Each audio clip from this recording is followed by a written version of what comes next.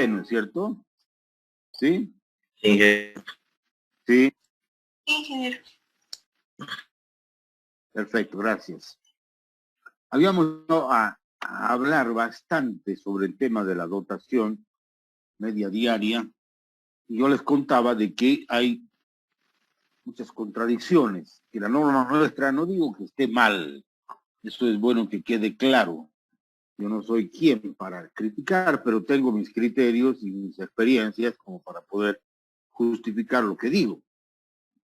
Decía yo en la anterior clase de que mientras nosotros en el mundo, no nosotros, sino en el mundo, hay una tendencia a disminuir el uso del agua, pero que quede claro, no quiere decir de que no entreguemos como agua potable la cantidad necesaria para cubrir las necesidades básicas que tiene cada una de las personas durante las 24 horas, sino que lo que está, hay un criterio de propender, eliminar lo que se malgasta en agua.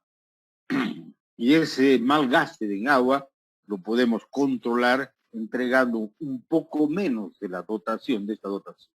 Y yo les decía y analizábamos el caso de la ciudad de Tarija, de que estando en los valles, teniendo una población mayor a los 100.000 habitantes, nosotros deberíamos asignar para el consumo humano entre 200 y 250 litros por habitante día, no solamente para consumir, sino no para beber, sino para cubrir todas las necesidades básicas, para preparar los alimentos, para lavar los platos, para lavar la ropa, para el aseo personal, para el aseo de la vivienda, en fin. Entonces, entre 200 y 250. Pero hay mucha abertura, digamos aquí, entre 200 y 250. Si nosotros pensamos que esta cantidad tenemos que entregar a cada uno de los que van a ser beneficiarios del sistema, 50 litros de diferencia hacen en la cantidad de habitantes.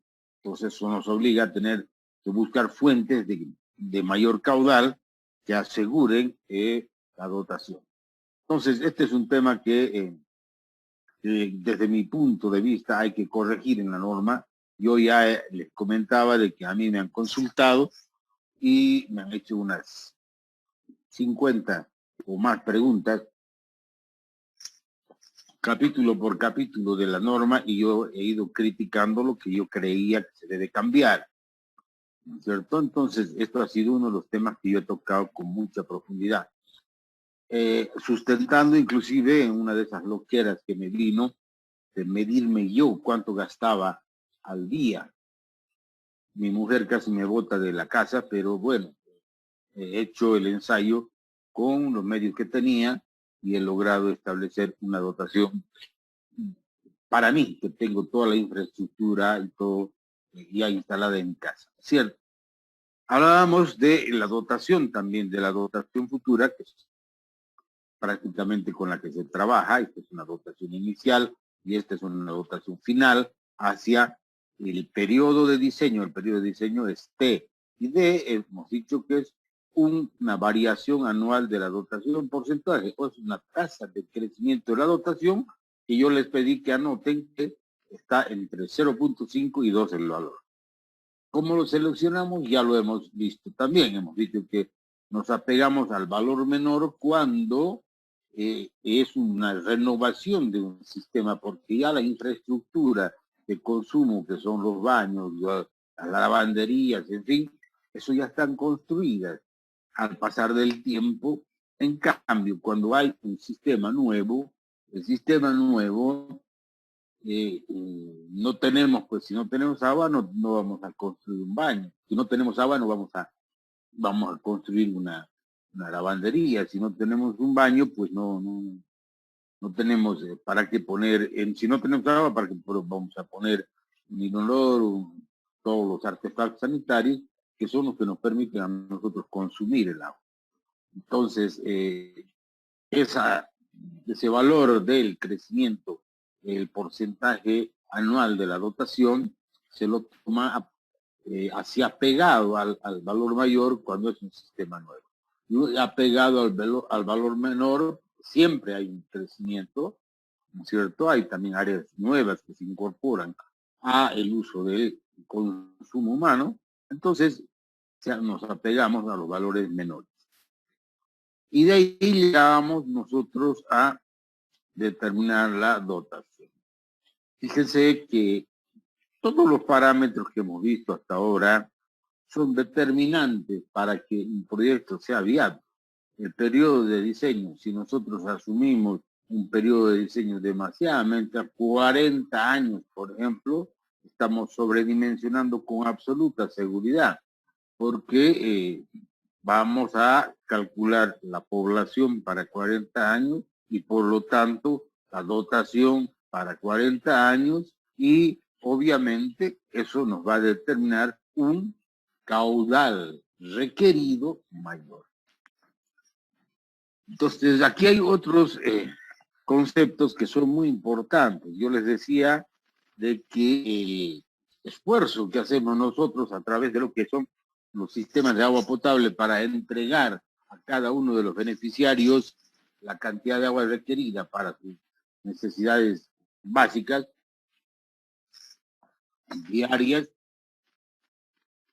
de esa cantidad nosotros devolvemos como agua residual, como agua sucia, la llamemos así, aunque ya hemos dicho cómo se define el agua residual, la devolvemos como agua residual doméstica, seguro, en un porcentaje de el agua que hemos entregado como agua potable. Entonces, este coeficiente de retorno termina siendo siempre menor a 1, porque es el cociente, es la división del caudal medio de aguas residuales dividido entre el caudal medio de agua que se consume en la población. Entonces siempre va a ser menor a 1. Y decíamos que eso lo podemos nosotros medir con exactitud cuando tenemos los sistemas funcionando. Si ustedes van y miden el agua que llega a una planta de tratamiento, el caudal que llega a una planta de tratamiento y dividen entre el caudal de entrega del agua potable, entonces van a tener ustedes el coeficiente de retorno o coeficiente de vuelco que se llama, ¿no? Entonces, hay una serie de consideraciones para la determinación de ese valor, no determinación, sino que influyen en el valor de C.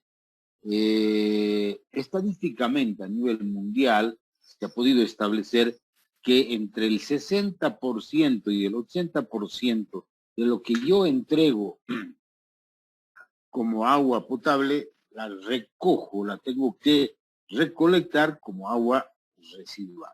Es lo que me devuelve cada una de las personas después de haber hecho uso pleno del agua potable. El agua, cuando yo me ducho, ya se va a un desagüe, esa es agua residual, doméstica. Después de que hago la comida, lavo la vajilla, en fin, eso se va a un conducto y eso es agua residual doméstica. Cuando yo hago uso de la descarga de un inodoro, también es agua residual doméstica. Entonces, ¿qué quiere decir eso? De que yo entrego una determinada cantidad de agua como agua potable y al hacer uso del agua, yo devuelvo un porcentaje de esa agua que entrego. Y a eso se llama coeficiente de retorno, coeficiente de vuelco, que dice alguna bibliografía. ¿Se entiende hasta aquí esto? Creo que ahí nos hemos quedado, ¿no?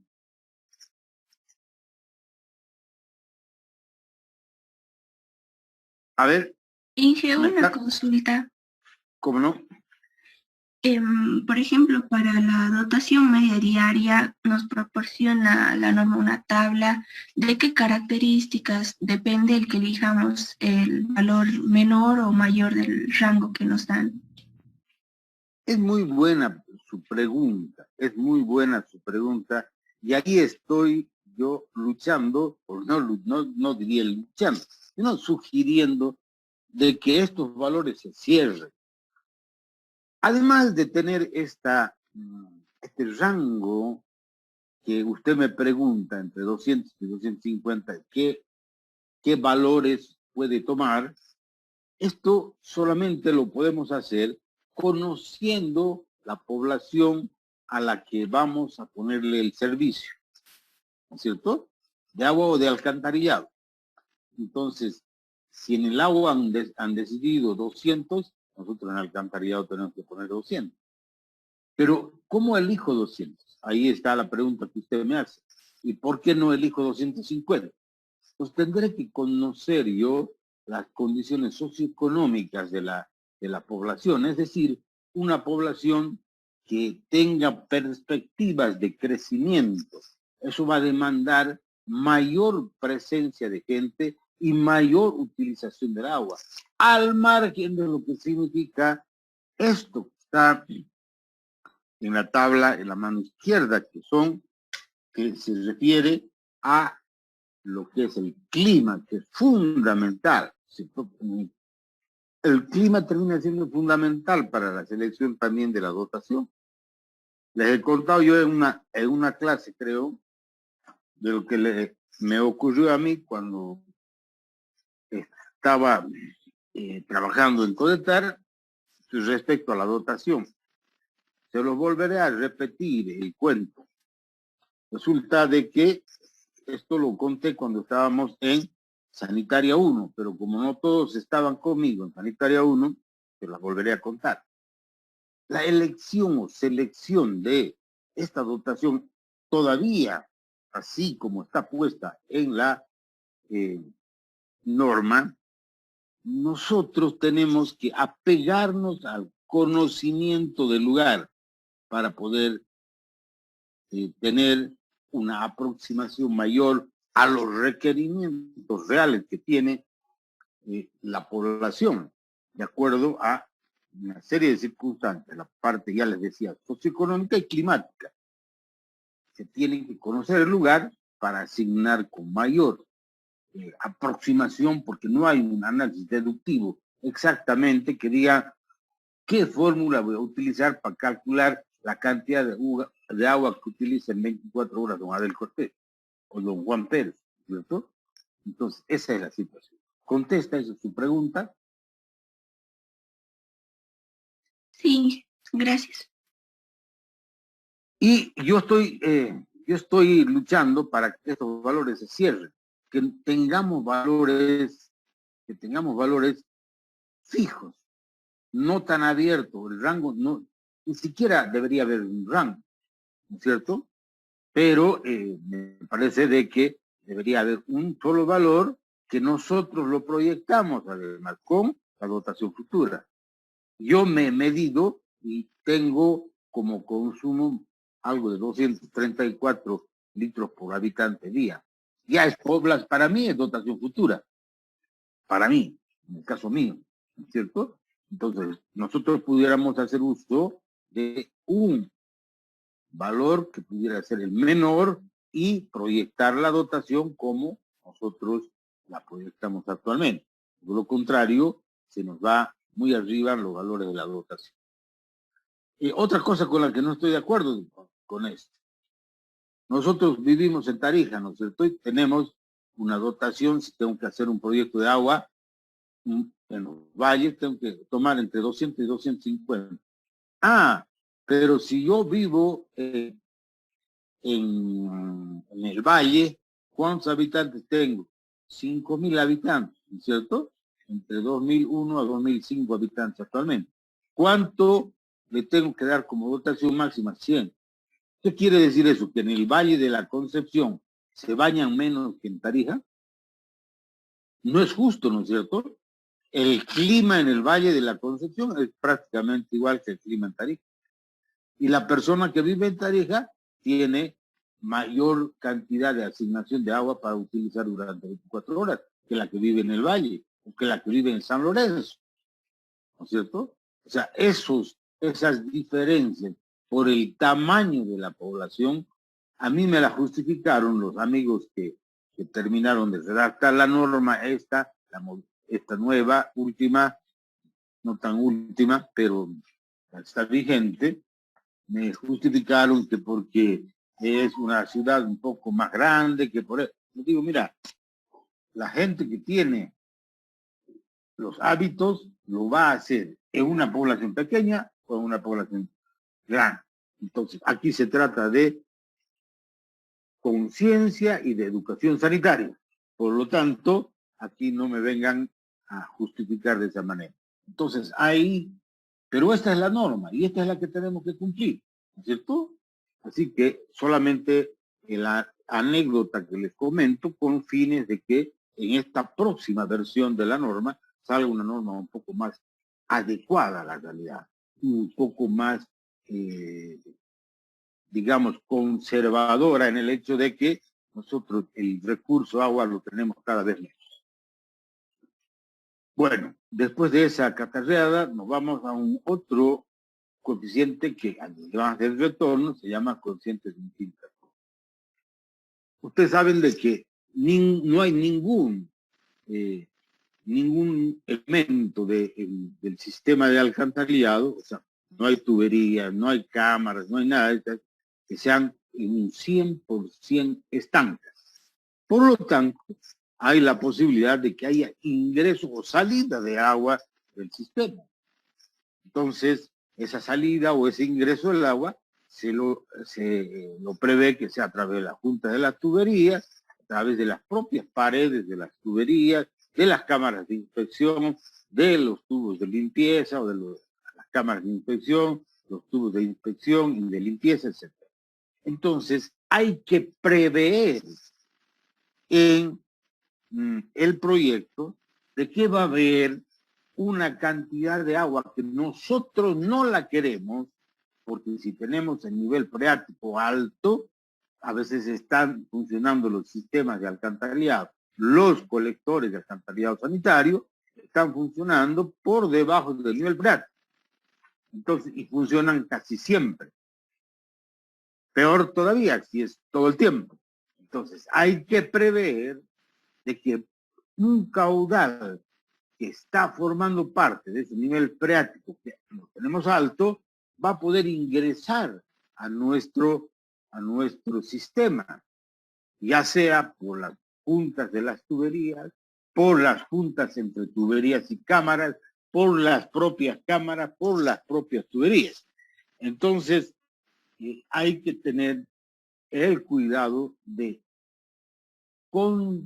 calcular un caudal, estimar un caudal que nos va a generar ese coeficiente de infiltración, obviamente, para poder considerarlo con la finalidad de que el colector tenga la capacidad de llevar no solamente el agua que recogemos de cada uno de nosotros, sino también del agua que se va metiendo, que no la queremos que se meta, pero se mete a lo largo de toda la red de colectores y de cámaras y obras hidráulicas que permiten la elaboración o la construcción de un sistema de alcantarillado. Entonces, este cociente de infiltración es un valor caudal por unidad de longitud que ingresa al sistema por las juntas, por las paredes, y todo lo que hemos dicho. Dicho caudal es el proveniente del nivel freático o de una conexión clandestina. Conexiones clandestinas tenemos cientos de aguas pluviales. ¿Qué es lo que pasa? Que nosotros, porque queremos ahorrar un poco, recogemos las aguas en nuestro patio y ahí ponemos un sumidero y conectamos el agua de lluvia al agua residual, ¿no es cierto? Metemos el agua de lluvia a una cámara de alcantarillado sanitario. Entonces, esos son los valores que hacen de que no querramos nosotros que eso ocurra. Y esos coeficientes son caudales, como está fijado aquí, en litros por segundo por unidad de longitud. Mientras más grande es la red, más caudal de infiltración la tendremos. Y depende de dos cosas que son muy importantes, de lo que es el nivel freático y el tipo de tubería, ¿no es cierto? Y el tipo además de unión de las tuberías. Si son tuberías de hormigón, la La probabilidad es de que ingrese mayor cantidad de agua que de una tubería plástica. Y si tenemos una unión con hormigón y en vez de tener una unión con un anillo de goma, la probabilidad de que entre es mayor. Si el nivel es bajo, es menor la probabilidad que entre. Si el nivel freático es alto, el nivel freático alto permite el ingreso generalmente de una mayor cantidad de agua, por lo tanto de un caudal que es un caudal en función de la longitud de la red. Entonces a eso se llama coeficiente de infiltración. Por ejemplo, si nosotros vamos a usar, que es lo que se utiliza ahora, o con anillo de goma, o con soldadura, como las tuberías de polietileno de alta densidad que se sueldan ahora, calientan y se sueldan, entonces en obra, estos son los valores más chicos que se tendrán que utilizar, pero siempre tendrán que ponerse, porque no solamente la tubería, sino también la unión entre tubería y cámara. Por lo tanto, estos valores se utilizarán y se multiplicará por la longitud y se tendrá el caudal de infiltración. Resulta, a ver, yo les voy a pedir que me corten si es que hay alguna duda. Entonces, este es un otro caudal que ingresa al sistema y que nosotros no lo queremos, pero que lo debemos considerar, porque los colectores tienen que tener la capacidad de llevar las aguas residuales que nosotros devolvemos, pero también las aguas provenientes de la infiltración. Y este es un tema, este próximo, es un tema muy delicado, coeficiente de conexiones cerradas. Es lo que decía un momento. Ocurre de que por ahorrar dinero, nosotros todo el agua de lluvia que recolectamos en los predios particulares, los echamos a nuestra red de colectores sanitarios. Y hacen de que obviamente esos caudales sean importantes y nos vayan a comprometer el funcionamiento adecuado de los colectores sanitarios. Una de las razones de que puede existir a raíz de los malos olores que hay en las esquinas de algunas calles, pueden deberse a que hay una conexión errada. ¿Qué quiere decir conexión errada? Que estamos metiendo agua residual al agua pluvial. Así como no queremos que entre el agua de lluvia a nuestros colectores sanitarios, porque funcionan de manera diferente, ocurre al revés. Y esas conexiones son las conexiones erradas, por decirlo muy suavemente, ¿no es cierto? Son conexiones malintencionadas donde entrecruzan por comodidad el agua de lluvia con el agua residual y meten a uno u a otro de los sistemas. Entonces, como siempre hay conexiones que nos echan del pluvial al alcantarillado sanitario, que es lo que estamos viendo ahora, alcantarillado sanitario, hay que prever también ese caudal para poder lograr que los colectores tengan la capacidad de llevar, además de las aguas residuales, además de las aguas de infiltración, las aguas provocadas por estas conexiones cerradas, que son las conexiones de los alcantarillados fluviales que tenemos dentro de los predios y que se meten a la red de colectores sanitarios. Ese caudal se lo calcula entre conexiones cerradas, está entre el 5 y el 10% del caudal máximo horario de las aguas residuales domésticas. Máximo horario de las aguas residuales domésticas. Entre el 5 y el 10%. Yo utilizo el 10, porque nosotros no somos bien educados desde el punto de vista sanitario. Y aquí se ve un montón de conexiones entrecruzadas o malintencionadas que la norma con muy buenitos le ponen como conexiones cerradas, como si hubiera habido una equivocación. Cuando la equivocación es intencional, ya no es equivocación, ¿no es cierto? Entonces, entre el 5 y el 10%. ¿Se entiende hasta ahí? Comentarios, los escucho. Entonces, hasta ahí tenemos nosotros unos caudales.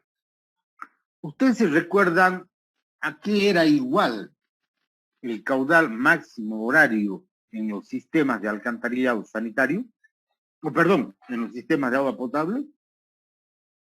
¿Se acuerdan cómo calculamos el caudal máximo horario? Era el caudal máximo diario por un coeficiente. Ya, a ver, pero ¿a qué es igual entonces el caudal máximo horario? ¿Es igual a qué? A un caudal máximo diario multiplicado por un coeficiente K2, coeficiente de variación horaria, ¿no ven? ¿Y a qué es igual el caudal máximo diario? Es igual a qué? A la población futura multiplicado por la dotación futura y lo dividíamos entre 86.400 solamente para convertir en litros por segundo.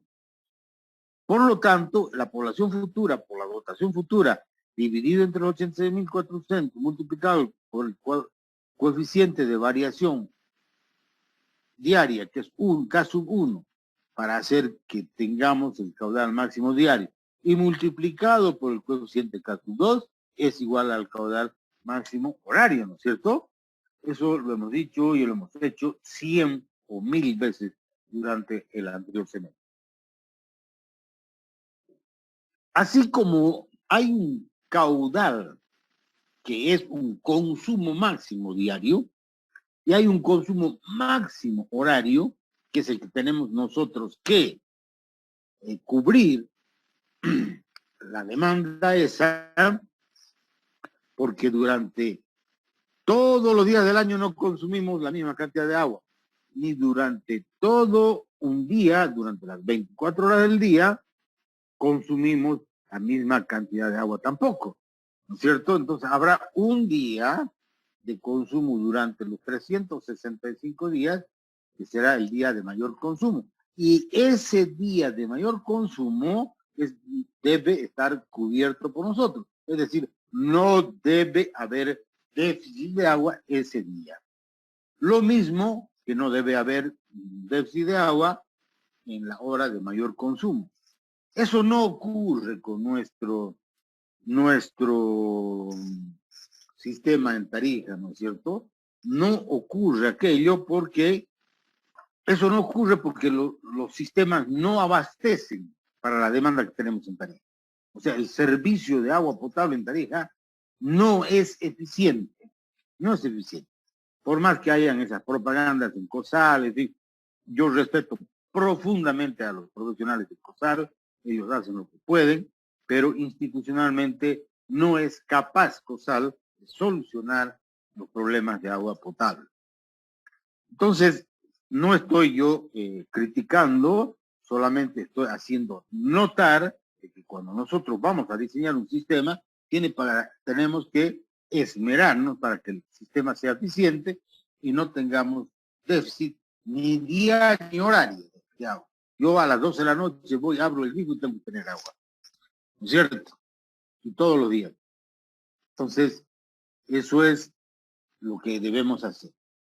Aquí, para sustituir, para poder calcular el caudal máximo horario que debemos recoger de aguas residuales, que es el que nosotros entregamos como el de mayor consumo horario, con el que diseñamos qué parte del sistema de agua potable con el máximo horario, qué componente del sistema de agua potable diseñamos con el caudal máximo horario. La red de distribución. Ah, perfecto, la red de distribución, correcto, gracias. Entonces, para que nosotros recojamos ese caudal máximo horario, tenemos que calcularlo. Pero ¿cómo lo calculamos? Lo calculamos mayorando con un coeficiente que se denomina coeficiente de punta. para calcular el caudal máximo horario de agua residual. ¿No? Entonces, este coeficiente de punta nos permite a nosotros calcular el caudal máximo horario de agua residual. Y este coeficiente de punta, hay varias fórmulas para calcularlo.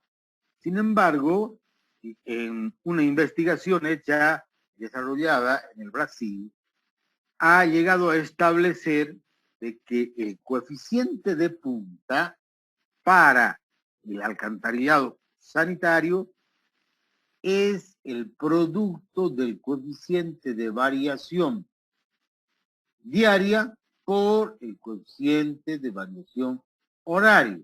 Vale decir, la multiplicación de K1 por K2. Y eso en virtud de que ha habido una serie de investigaciones realizadas porque hay una serie de fórmulas que nos permiten a nosotros calcular ese coeficiente. Por ejemplo, hay una fórmula que ese coeficiente se calcula con la fórmula de Harmon, se llama, donde M, que es el coeficiente de Harmon, dimensional, el número, es igual a 1 más 14 dividido entre 4 más la raíz de P. P es la población en miles de habitantes.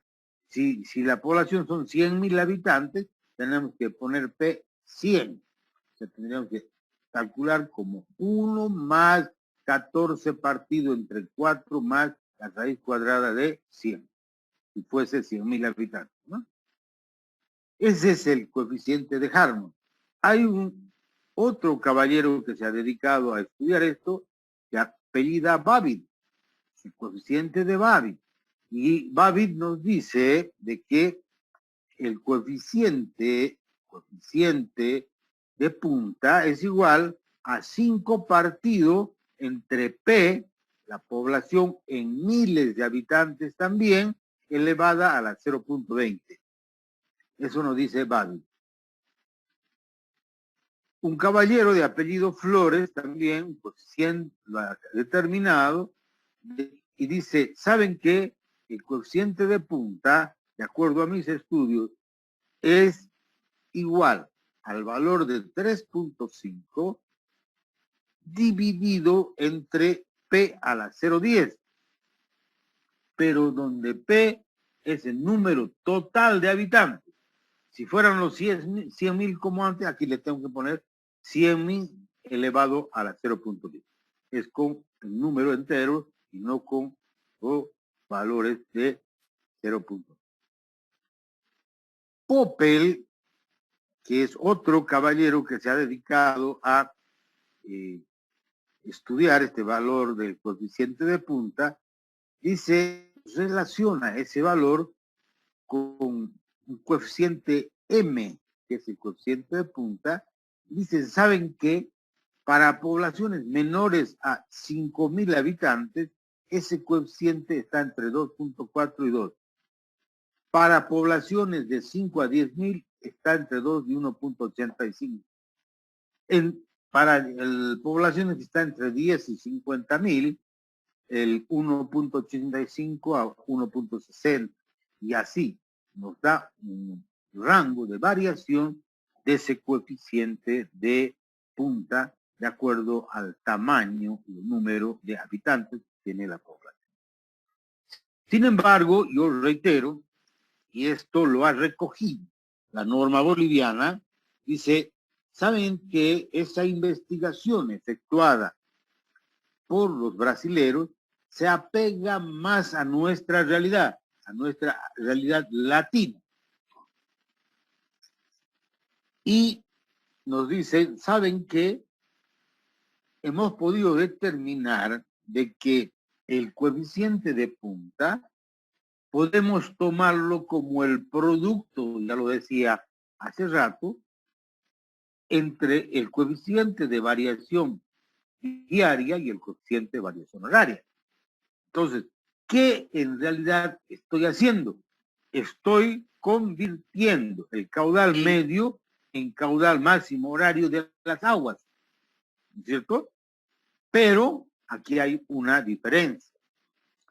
Aquí vienen los caudales para el diseño. El caudal medio diario de aguas residuales domésticas va a ser igual a la población futura o la dotación futura dividido entre 86.400. Si yo me olvido de este valor de C, ¿qué es esto? Es el caudal medio de agua potable, ¿no es cierto? Pero si a esto lo multiplico por el coeficiente de retorno, ahí cambia la situación. Ahí es el caudal medio de aguas residuales domésticas, ¿no es cierto? O sea, yo ya estoy aplicando el coeficiente de retorno o coeficiente de vuelco. Es decir, estoy considerando ya de que no la totalidad del agua que entrego la consumo, sino la devuelvo como agua residual, entre el 60 y el 80%, ¿no es cierto? Entonces, el caudal medio de aguas residuales domésticas termina siendo igual al caudal medio de agua multiplicado por el coeficiente de retorno, el coeficiente de vuelco. Caudal máximo horario de aguas residuales va a ser igual al caudal medio multiplicado por M, que es el coeficiente de punta. El caudal medio de aguas residuales lo tengo calculado de esta manera. Población futura por la dotación futura, partido entre 86.400 y multiplicado por el coeficiente de retorno. ¿No es cierto? Pero eso lo tengo que mayorar. Y eso lo voy a mayorar con el coeficiente de punta. Entonces, el caudal máximo de aguas residuales es igual al caudal medio de aguas residuales multiplicado por M, que es el coeficiente de punta. Así obtengo yo el caudal máximo horario de aguas residuales domésticas. Caudal máximo horario de aguas residuales domésticas. Ese es un caudal, pero nosotros hemos determinado un coeficiente de infiltración. ¿Por qué? Porque tenemos nivel freático alto, porque tenemos tuberías que no son absolutamente estancas, no tenemos un sistema completamente estanco, por lo tanto, ¿no es cierto? Yo tengo que calcular el caudal de infiltración. El caudal de infiltración es igual al caudal de infiltración que nos da esa tabla que ya les muestro, multiplicado por la longitud total de la red. O sea, tenemos que multiplicar este valor, por ejemplo, si tenemos un nivel alto, tenemos un anillo de goma, tenemos tubería plástica, vamos a tomar 0, 4 ceros y 5, y vamos a multiplicar por la longitud de la red. O la longitud de la red, para tener el caudal de infiltración de toda el área que está abarcando nuestra red de colectores o nuestro sistema de alcantarillado sanitario, donde dice Q sub inf, caudal de infiltración, caudal coeficiente de infiltración, que es también un caudal, litros por segundo por metro, y L es la longitud del cabo, ¿no? Longitud total. Y finalmente, también hemos hablado del coeficiente de conexiones erradas. Hemos dicho, ese cruce de llevar el agua residual al agua de drenaje pluvial o viceversa, nos provoca un incremento de caudal que también tenemos que considerarlo. De manera que ese caudal, decíamos, es igual a mayor o igual al caudal máximo de aguas residuales domésticas y menor o igual al caudal medio horario, máximo horario de aguas residuales domésticas, ¿no? Entonces, este porcentaje, yo les decía que lo tomo siempre como el 10% en virtud de lo que tenemos muy poca educación sanitaria. Ahora, los caudales puntuales. Estos son los caudales, digamos, domésticos. Pero hay caudales puntuales que se generan, por ejemplo, por la descarga de las aguas residuales de un colegio, por las descargas de las aguas residuales de una industria, por las descargas de las aguas residuales de un hospital, ¿no es cierto? A eso le hemos llamado caudales institucionales, ¿no es cierto? Entonces, son caudales puntuales, son los caudales de industrias, fábricas e instituciones que deben ser dados por las fábricas e industrias y calculados en el caso de los institucionales. Los institucionales los podemos calcular en función, por ejemplo, si es una escuela, si hay doble turno, cuántos alumnos tiene, hay en el reglamento un consumo que se debe entregar a cada uno de los alumnos y multiplicado por 0,8 tendremos el caudal puntual de una escuela. Ya vamos a ver cuando hagamos un ejercicio, ¿no es cierto? Por lo tanto, el caudal de diseño de un tramo de colector es igual a la suma del caudal máximo horario de aguas residuales más el caudal de infiltración, más emisiones pesadas y más la sumatoria de los caudales puntuales. Yo les decía al principio de que los diseños de los alcantarillados, de las redes de alcantarillado, se los efectúa tramo por tramo, ¿no es cierto? Entonces, para cada tramo tendré que calcular el caudal máximo de aguas residuales domésticas, tendré que calcular el caudal de infiltración, tendré que calcular el caudal de conexiones cerradas, y si hay una escuela, una descarga puntual, tendré también que calcular ese caudal y sumar todos, y ese será el caudal del diseño del tramo. Pero ¿qué es lo que pasa además? Esto es acumulativo. Yo en los sistemas de agua potable tenía el agua en la parte de aguas arriba de la mancha urbana y empezaba a distribuir el agua a todas las viviendas. Ahora tengo que empezar a recolectar las aguas residuales, a recoger en el agua potable, mientras más bajaba de aguas arriba hacia aguas abajo, ¿no es cierto? Los caudales eran menores, porque yo ya iba entregando para el consumo agua potable. En este caso, yo voy recogiendo, recolectando, reuniendo las aguas residuales, y por lo tanto, yo voy aumentando el caudal a medida que me voy yendo de la parte alta a la parte baja, si tenemos un sistema por gravedad, ¿cierto? Entonces, este será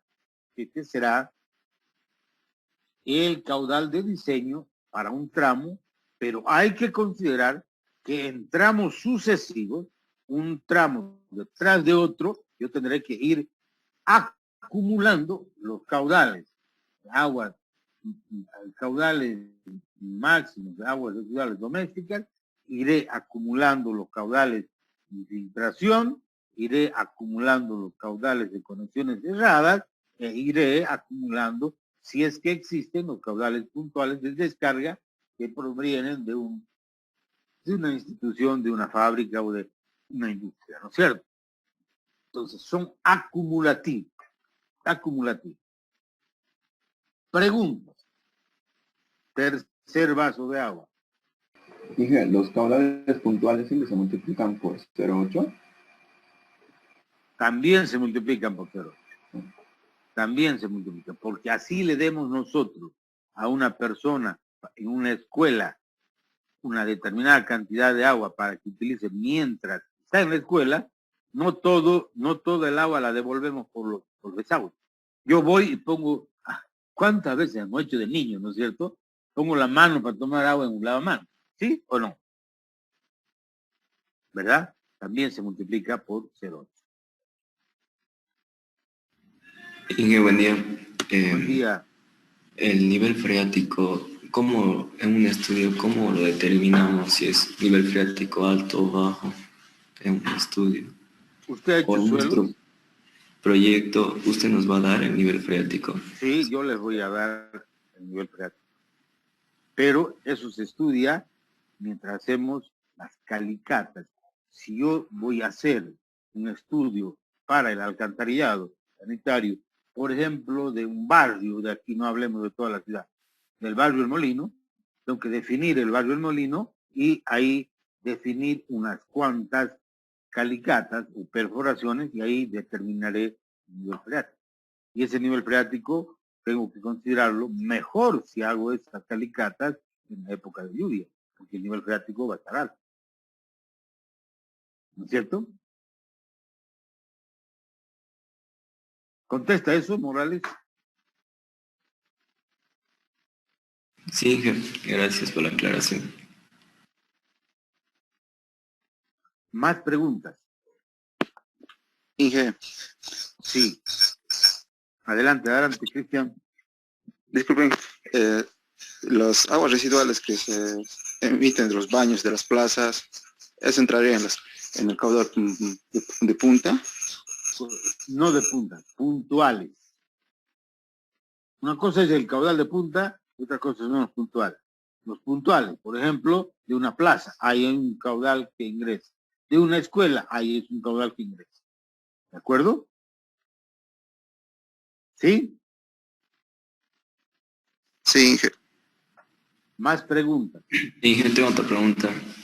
De los coeficientes de M, ¿cuál sería recomendable utilizar? ¿Sería el brasileño o lo que está más adaptado a nuestro medio? Eso es lo que dice la norma, Julio. O sea, nosotros tenemos que utilizar ese valor. La norma boliviana ha asumido como coeficientes de punta el producto del coeficiente K1 por K2. O sea, eso es lo que tenemos que utilizar. Yo tengo que darle todo lo que hay en la bibliografía, por eso hablo de Harmon, de Babi, de GIF, de Flores y de todos, ¿no? Para que sepan ustedes que existen otros métodos de cálculo y que no solamente hay el producto K1 por K2. Nosotros sí utilizamos el producto K1 por K2. Porque eso la norma boliviana ha adoptado eso. ¿Está claro? Sí, entonces el brasileño nomás, ¿no? Sí, el brasileño. No, Inge, buenos días. Ya no termina siendo brasileño, ya termina siendo boliviano. Los hemos adoptado. ¿No es cierto? Ya es boliviano. Inge, buenos Sí, días. buenos Disculpen, días. en la parte de coeficiente de punta, la fórmula de Babbitt, Harmon, Flores, ¿tienen sus limitantes las fórmulas? Tienen limitantes. Tienen limitantes que ustedes la pueden leer en la norma, porque está en la norma, ¿no es cierto? Tienen limitantes de utilización. Hay para tamaños de población, ¿cierto? Hay para tamaños de población. Yo he querido ponerlos aquí porque también tengo que dejar que lean ustedes algo. Porque después, cuando me defienden un proyecto, no saben definir nada. Así que voy a tener que tomarles también un examen teórico a través del Moodle, cualquier ratito, para que lean. Más preguntas. ¿No hay preguntas? Bueno, si no hay preguntas, vamos a dejar de compartir esto. Este es un ejemplo que yo lo utilizo para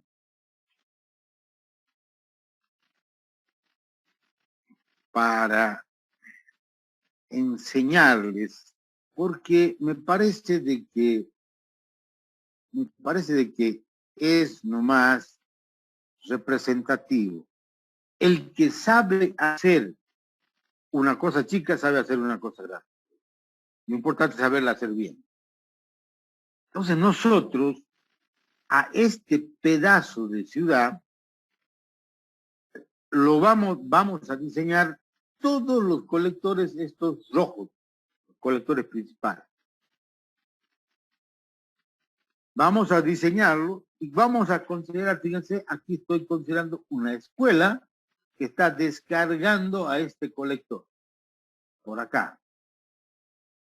Aquí estoy considerando un mercado que está descargando a este otro colector. Entonces, lo primero que se hace es hacer un levantamiento topográfico, ¿cierto?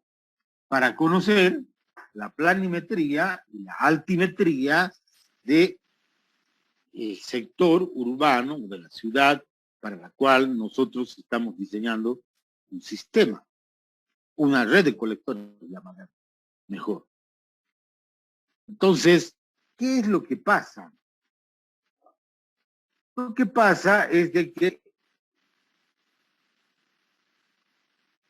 tenemos datos básicos que esos son inamovibles, que son los provenientes de ese levantamiento topográfico.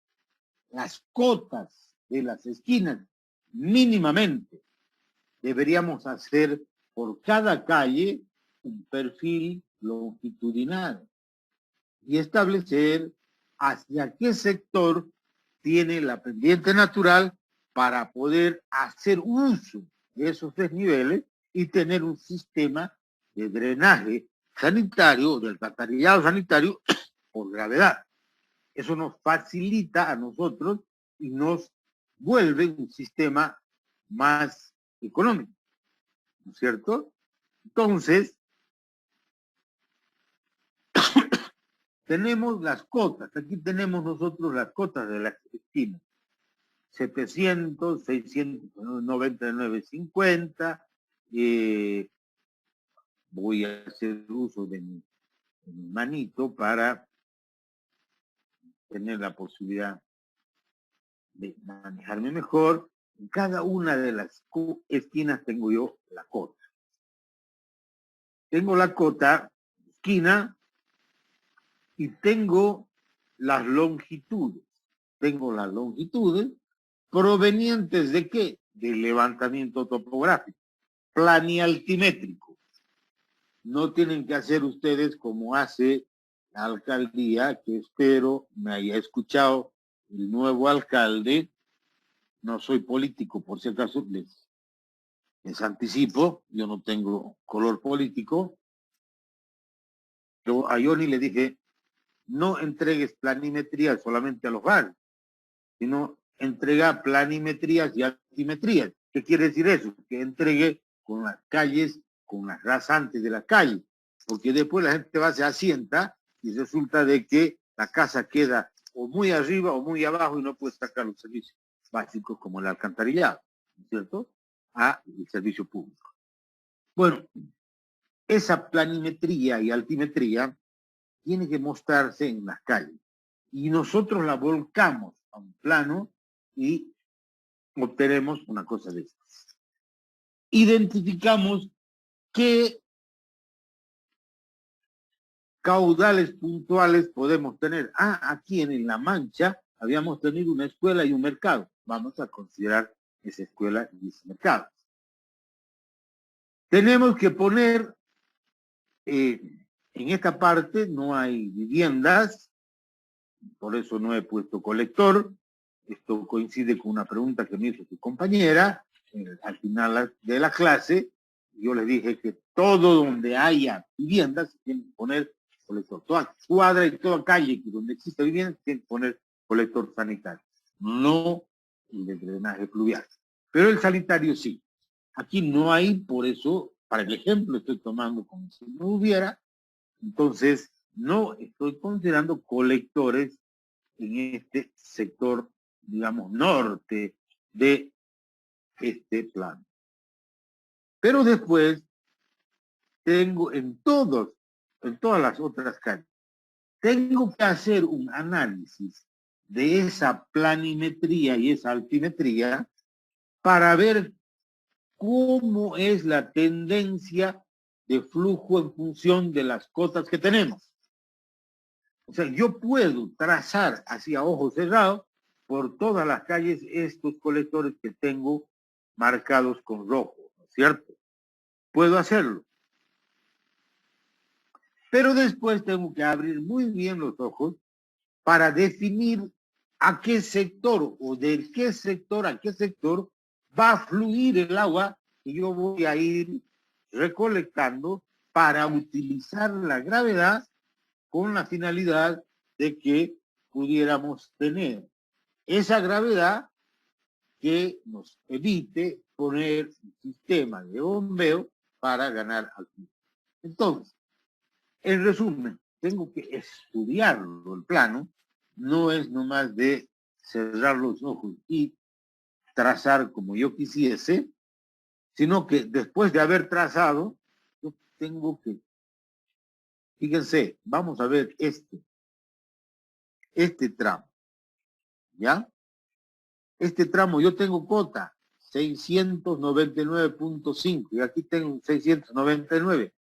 ¿Qué me dice la lógica? ¿Cómo tengo que hacer escurrir el agua residual? De 5 a 6, ¿no es cierto? De la parte más alta a la parte más baja. Por lo tanto, el flujo que le estoy dando yo el sentido será el que tiene la flecha. Y así voy poniendo a todos los tramos el sentido de flujo. El sentido de flujo, tratando de hacer uso, como he dicho, de la gravedad. ¿Sí? Fíjense, hay coincidencia. Aquí, por ejemplo, aquí es el nivel más alto, 698.5, entonces lo tengo que llevar el caudal para el otro lado, hacia 698. Aquí, sobre este colector, he venido bajando hasta aquí, pero he llegado a un punto bajo de esta manera. Entonces, de aquí tengo que llevar hacia el otro lado. Yo voy a, además de poner esos sentidos de flujo, voy a bautizar a los colectores. Voy a bautizar a los colectores. Entonces, ese bautizo de colectores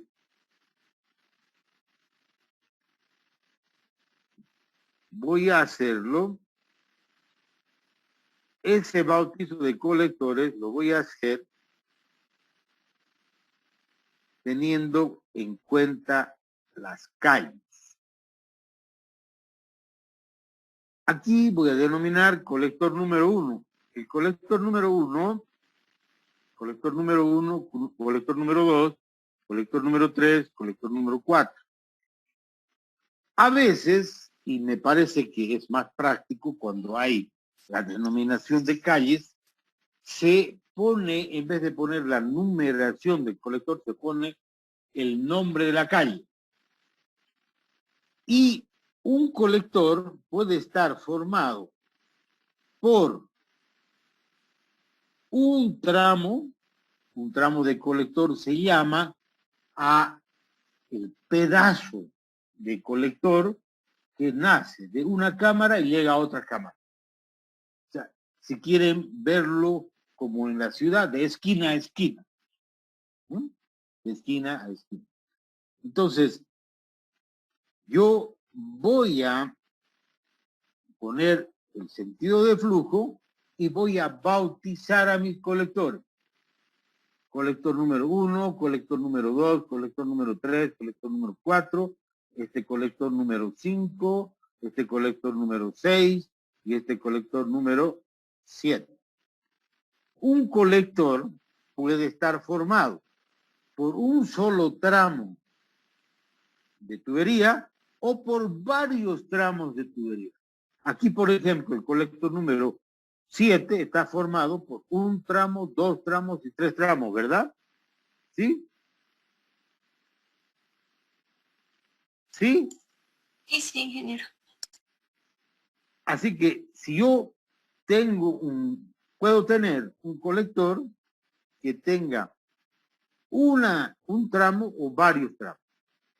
El peor de los casos, en el ejemplo que pongamos para Tarija, el colector lo puedo llamar, poniéndonos en la ciudad, el colector de la calle 15 de abril. La calle 15 de abril nace allá en el puente San Martín, ¿verdad? Y se viene por la 15 de abril, pasa a la plaza, llega hasta la calle O'Connor y de ahí cambia de nombre, pero sigue siendo la misma calle. Entonces yo puedo poner un colector que nazca en la Avenida Las Américas, calle 15 de abril, y llegar hasta la Quebrada del Monte, y decir el colector de la calle 15 de abril y Belgrano. ¿Sí? Y el tramo, por ejemplo, de la Vallivian a la Juan Michel Saracho, sobre la 15 de abril. Entonces, con eso yo voy identificando los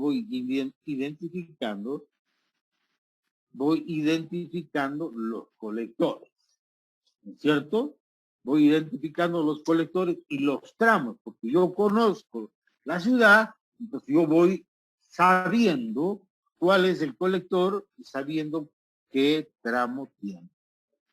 Entonces tengo que tener información básica referida a la planimetría y a la altimetría, y obviamente lo ideal es de que lleguemos, ¿cierto? Que lleguemos a tener perfiles longitudinales para definir las rasantes de las calles, y sobre las rasantes tratar de implementar el trazo de nuestros colectores.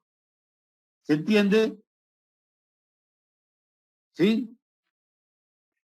Bueno, entonces ahí es lo que nosotros debemos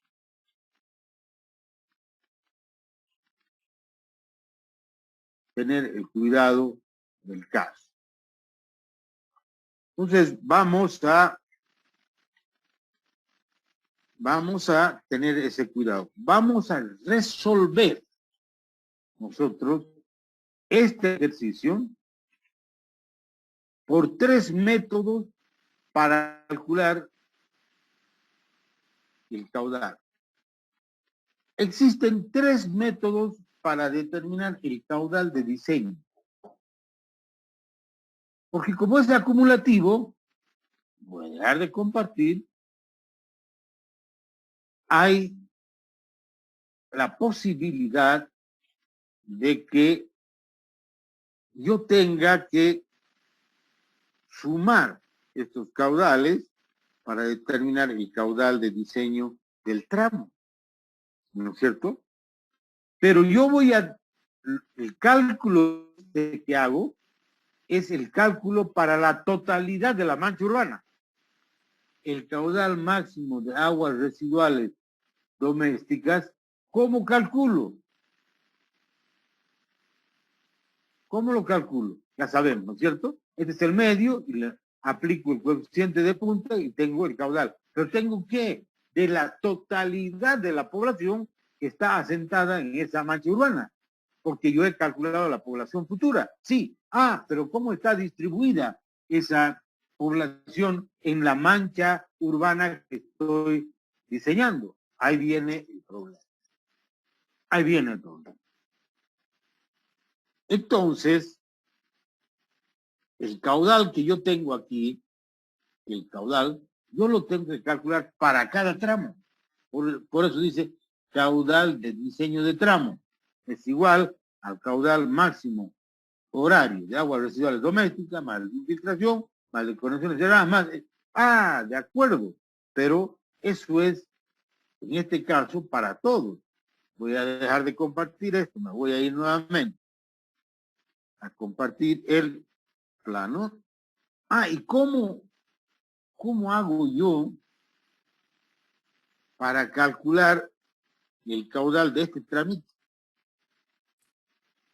Si tengo el caudal, tanto el máximo de aguas residuales, el de infiltración y el de conexiones cerradas para la totalidad de esta mancha urbana, de esta parte de la ciudad, ¿cómo hago para calcular? Tengo 3 alternativas que se los ha denominado métodos, pero en realidad no son métodos, son artificios que uno utiliza para determinar qué cosa finalmente. el caudal de diseño de cada uno de los tramos. Entonces, el primer método consiste en calcular la totalidad del caudal máximo horario de aguas residuales, la totalidad del caudal de infiltración, la totalidad del caudal de conexiones erradas y más los caudales puntuales que no voy a utilizar en estos casos, y voy a dividir entre la longitud total de la red. ¿Qué estoy haciendo con eso? ¿Se acuerdan mis alumnos cuando hacíamos redes abiertas y utilizábamos el chanchito del factor de cálculo, que no era más que un caudal por unidad de longitud? ¿Se acuerdan? ¿Sí? Sí. Bueno, así nos vamos a pegar también a ese chanchito para determinar este caudal, que es el método de las longitudes. Entonces, yo estoy concibiendo que por cada metro de colector va a haber una descarga unitaria, no una descarga unitaria, una descarga igualitaria en toda la red.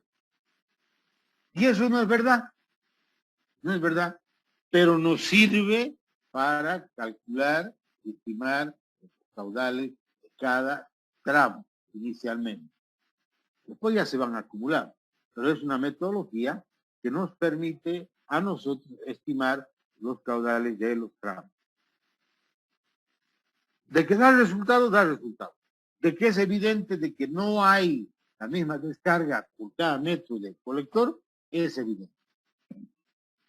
Pero como nosotros diseñamos con los caudales de partida del tramo, y no los de final, sino los de partida, mejor con los de final y no los de partida, entonces yo tengo la longitud del tramo y multiplico el caudal unitario o ese factor de cálculo por la longitud del tramo y tengo el caudal, ya sea de caudal máximo de aguas residuales o el caudal de infiltración o el caudal de conexiones erradas. ¿No es cierto? Entonces es una metodología que nos permite estimar los caudales. Pero no es mucho lo que se aconseja, no es aconsejable, no es porque haya dado mal resultado, ha dado buen resultado. Yo he debido, no sé, pues unos 20, 30, 50 sistemas he calculado con método de la longitud, y van a ver ustedes que las variaciones son relativamente mínimas entre el cálculo de un método y dos. El otro método es considerar que tampoco es verdad, es considerar que en toda esta mancha urbana, existe una misma densidad poblacional. ¿Saben lo que es la densidad poblacional? Pregunto. ¿Es la cantidad de habitantes por metro cuadrado? O por unidad de superficie, por hectárea. Perfecto, perfecto, esa es. Entonces, es la densidad poblacional. Entonces, tampoco es verdad de que coincide, y tampoco van a ser los valores exactos si tenemos nosotros una densidad poblacional unitaria o uniformizada en la mancha urbana. Porque aquí viene la primera tarea. Quiero que me averigüen de los 4 barrios principales de Tarija, los más antiguos, no porque sean más principales, no, más antiguos, El Molino, de San Roque, de La Pampa y de Las Panosas, ¿cuál es la densidad poblacional del barrio? No es la misma. Entonces, si no es la misma, también estamos yendo a un valor erróneo de los caudales, porque si vamos a calcular como si en toda la superficie hubiera la misma cantidad de población, también nos estamos equivocando, porque las personas son las que nos generan a nosotros los caudales de aguas residuales domésticas, ¿cierto? Entonces nos vamos a equivocar también con los valores que vamos a adoptar. Pero es un otro método también que nos permite estimar los caudales. ¿Y por qué acudimos a ambos métodos? Tanto al método de las longitudes como al método de las densidades calculada así como una densidad uniforme en toda la mancha urbana. Porque hay lugares donde no tenemos nosotros información. Aquí en Tarija, afortunadamente, ya tenemos información. Por eso la próxima tarea que me tienen que mandar es de decir cuáles son las densidades poblacionales de los 4 barrios antiguos de Tarija. Eso es lo que me tienen que mandar antes del próximo lunes, que es la próxima clase. Para que veamos, para que comparemos, para que veamos lo que yo estoy diciendo tiene usted. Entonces, esos dos métodos son de aproximar para estimar los caudales cuando no tenemos información. La planificación, desgraciadamente, en nuestro país es una planificación que siempre anda por detrás de la ejecución de las obras. Deberíamos planificar primero y después ejecutar las obras. Aquí ejecutamos las obras y después se planifica sobre lo que ya está. ¿No es cierto? Hay un asentamiento o lo que quieran y la gente se asienta, construye en la punta del cerro la casa, la otra abajo y después se empiezan a abrir recién las calles y a poner los servicios. Y ahí es cuando vienen los conflictos. Entonces, por esa falta de planificación es lo que se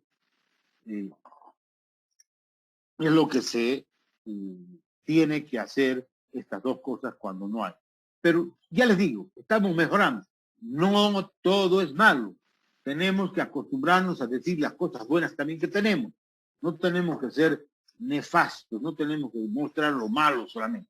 Hay cosas muy buenas en nuestro país, hay cosas buenas que se hacen aquí en La Paz, en Oruro, en Potosí, en Santa Cruz, y todo ello. ¿No es cierto? Hay que tener mente positiva. Entonces, también ya estamos mejorando en ese aspecto. También ya hemos empezado a planificar. Entonces, por eso es lo que les estoy pidiendo, de que para la próxima clase, para que vean de que hay ya datos, les estoy pidiendo que se me traigan la densidad poblacional de esos 4 barrios más antiguos de la ciudad. Entonces, ahí viene el tercer método, que es el más importante. Es la consideración de que en cada área tenemos que considerar nosotros la densidad poblacional que tenemos. Es decir, distribuir la población futura, porque nosotros trabajamos para la población futura con los diseños. Que la gente que va a venir, que va a nacer, que va a trasladarse a esta área urbana, va a trasladarse y va a tener una orientación para decir, ¿saben qué? La densidad de saturación del barrio del Molino, del barrio de San Roque, del barrio de La Pampa, va a ser, por ejemplo, 500 habitantes por hectárea. Eso es planificación. Eso está determinando el tamaño de lotes que vamos a tener, la altura máxima que se puede construir en edificios de varios niveles. Entonces, de acuerdo a la tendencia, a las posibilidades que tengan de anchos de calzada, todo eso, se hace una reglamentación. Esa reglamentación ya existe. Ahora que no la cumplamos porque no nos da la gana, somos unos malos tarijeños, no cumplimos la norma, es otra cosa. Pero ya, por eso digo, hay esas normas. Entonces, nosotros deberíamos ya distribuir los caudales futuros, porque esos son caudales futuros, porque estamos trabajando con poblaciones futuras. Y tendríamos que calcular esos caudales con esa densidad diferenciada de las zonas de una mancha urbana. Fíjense que con esto yo ya puedo hacer un ejemplo. A esa mancha urbana que ustedes han visto bien puestita, vamos a suponer de que la población actual es de 6.000 habitantes, que es un dato que nosotros lo debemos extraer de la institución encargada de esto, que es, por ejemplo, el INE, o si no, definitivamente elaboramos un censo. Conocemos la tasa de crecimiento anual que también nos la da, ¿no es cierto? Y aquí hay los datos y comenzamos a calcular cómo deberíamos hacerlo. Y después de que hemos hecho el cálculo y determinamos los caudales, vamos a diferenciar una cosa que es muy importante, que no se la voy a decir ahora porque va a ser muy a la carrera y ya están cansados. Es que los alcantarillados sanitarios nunca trabajan a sección llena. Nunca. El máximo tirante que deben tener las tuberías de alcantarillado sanitario es del 75%. ¿Por qué? Porque la calidad del agua destroza el material de las tuberías. Y tenemos que dejar un espacio donde haya circulación de aire y que mejore la calidad y no sea tan agresiva el agua residual como para que en 2 años se nos acabe una tubería. Entonces siempre se diseñan a sección parcialmente llena, pero de eso vamos a hablar la próxima clase. Entonces, vamos a hacer el método de las longitudes, aquí está el método de las longitudes, vamos a calcular una planilla para el método de las longitudes, para el método de las áreas que estoy diciendo, y el método de las densidades poblacionales, que es cuando nosotros tenemos información completa. Y ahí vamos a determinar los caudales, vamos a diseñar tramo por tramo, ¿no es cierto? Entonces, eso es lo que quería decirles como introducción. Yo voy a, ahora sí que hemos terminado esto, voy a mandarles a el WhatsApp. Quiero que lo impriman para el próximo lunes, también puedan seguir.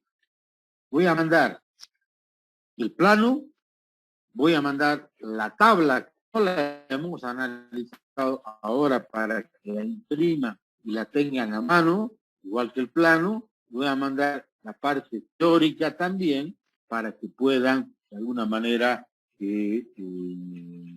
tener todo a mano para que resolvamos de manera conjunta el ejemplo. Es la única manera. Lápiz, papel, las impresiones y calculadora, para que ustedes me ayuden a calcular. La mejor forma de aprender es haciendo. Eso no se olvida nunca más. ¿No es cierto? ¿Sí? Fíjense fácil que es. Vamos a diseñar colectores. ¿Cuáles son los colectores? Vamos a diseñar canales finalmente. Así de fácil. Eso es de que terminando los 3 ejemplos, las 3 metodologías, yo ya estoy en condiciones de darle el primer proyecto que vayan elaborando. Así que, obviamente, me faltará procesos constructivos, me faltarán cámaras, me faltarán cosas, pero yo ya puedo ir dándoles los datos para que vayan a trabajar. Los escucho si hay alguna pregunta, si hay algún comentario. Adelante. ¿Cuál es la altura de profundidad de excavación recomendada para una tubería de alcantarillado? No hay una recomendada, pero hay una máxima. Sí. La máxima es de 6 metros.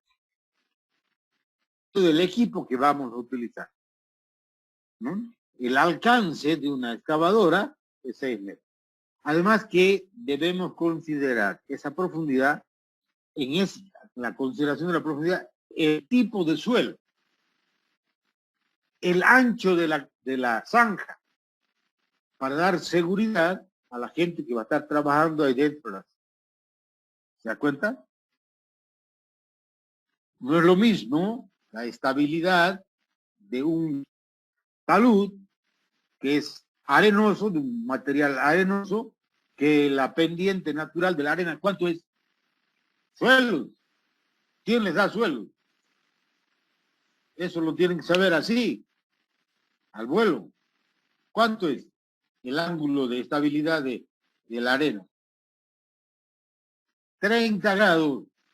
Repasen suelos. ¿No es cierto? Entonces, no es lo mismo hacer una excavación en un suelo arenoso, que a veces inclusive tenemos que encofrarlo, estacarlo, se llama.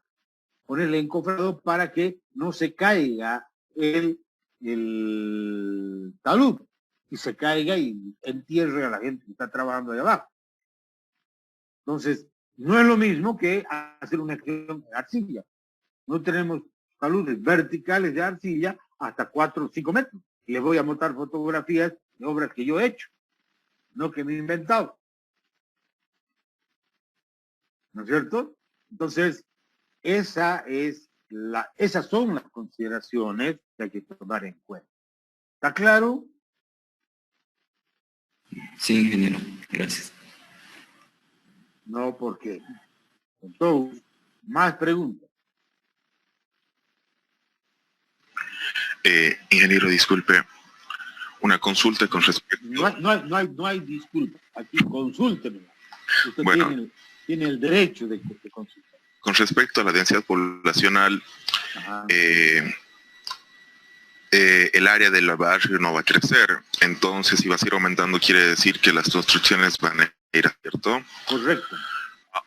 Ahora, en el caso, por ejemplo, de los 4 barrios que nos va a investigar, que son barrios céntricos y están dentro del plan de vuelo del aeropuerto, ¿hay algún límite que puede llegar a tener? Porque por la norma de construcción tarijeña solo podemos levantar 6 pisos en el centro. ¿No? Eso es por 2 razones. Por las características urbanas que tiene los segundos arquitectos, ¿no es cierto? Y la segunda, porque justo la ciudad está dentro del cono de aproximación del aeropuerto Oriel La Plaza. Y el avión tiene, por eso es lo que renegamos, ¿no es cierto? Pasa por encima de la ciudad. Aunque no es precisamente el direccionamiento del cono de aproximación del aeropuerto el que usan actualmente los aviones, porque el cono de aproximación está por encima del río Guadalquivir. Pero son esas las razones para que haya una limitante de altura. Y ahora, sí, pero a lo que me referí, que digamos, si es que no se construye un aeropuerto pronto, quiere decir que va a haber un límite en la densidad en el centro, pero en los barrios que se encuentran fuera del cono de vuelo, de aproximación de vuelo, perdón, pueden seguir creciendo para y ahí se pueden entonces construir más pisos, en el futuro hacer edificaciones más altas. A esos datos, cuando tenemos planificación, se llama densidad de saturación. Lo máximo que puede haber por hectárea en número de habitantes. Y eso considera ¿qué? La altura de construcción, el tamaño de los lotes, ¿no es cierto? ¿Sí o no? ¿Sí o no? ¿O no están convencidos? Así es, sí. ¿Quién es el que me ha preguntado? Yo, ingeniero. ¿Cardoso? Sí. Así es, Cardoso. Entonces, hay una serie de elementos que se toman en cuenta para la planificación urbana. Hay barrios que se definen para una orientación específica, por ejemplo, un barrio industrial, un barrio, digamos, un barrio donde los lotes van a ser más grandes, las construcciones van a ser más pequeñas, ¿cierto? ¿Cómo fue concebido Cardoso le cuento? ¿Cómo fue concebido el barrio Miraflores? Primero se aprobó el barrio Miraflores para que los lotes tengan mínimo un tamaño de 2.000 metros. Es decir, que la densidad poblacional ahí iba a ser baja, porque no se iban a permitir las construcciones de edificios. Después de pronto bajaron a 1.000, Después de pronto cambiaron y dejaron construcción de edificios. Ahora la persona que vive en su casa, está al lado de su casa, está al lado de un edificio, no puede andar en calzoncillos, por decir algo, porque del edificio lo están mirando. Eso es falta de reglamentación, ¿cierto? Entonces, el barrio Miraflores, que fue un barrio concebido con un objetivo, con una meta, tener más áreas verdes, tener menor densidad poblacional, en fin, ahora ya no sirve con ese objetivo. Ahora ya tiene que cambiar. Inclusive tendrán que disminuir a 500 metros el tamaño mínimo del lote. ¿No es cierto? Entonces, es una serie de factores que hacen a la planificación urbana. Y hay gente especialista en planificación urbana. Bueno, ingeniero. Nos quedamos aquí y ve, sí, la escucho. Perdón. La escucho. Para el caso de construcciones para pequeñas poblaciones periurbanas lejos de la ciudad, como no tenemos datos, en ese caso sí sería bueno el método de longitudes, ¿verdad? Porque no sabemos cuánto va a crecer, no tenemos datos, solo tenemos datos cercanos. Claro. Correcto, Victoria, así es. Ahí solamente se trabajaría con los planos de lo que se quiere proyectar de loteamiento. Así es, así es.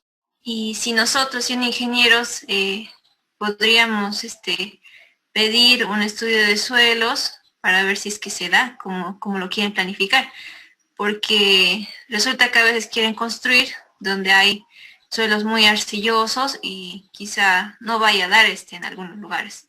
Se vaya a perder, o lotes, o quizá se tenga que derribar una montaña y no lo van a querer hacer después, así ve. Para un diseño de alcantarillado, siempre se hace un estudio de suelo. Siempre se debe hacer un estudio de suelo. Que después, inclusive, ya les voy a mostrar el por qué. Porque una tubería colocada, decía yo en una anterior clase, en la zanja, es una estructura que está sujeta a diferentes cargas. Cargas muertas y cargas vivas. Entonces nosotros tenemos que garantizar la estabilidad de esa estructura. Es decir, que no se rompan las tuberías. ¿No es? Claro, sí. Más preguntas. Cuando tenemos el índice de densidad poblacional negativo, la norma boliviana nos ¿qué deberíamos hacer?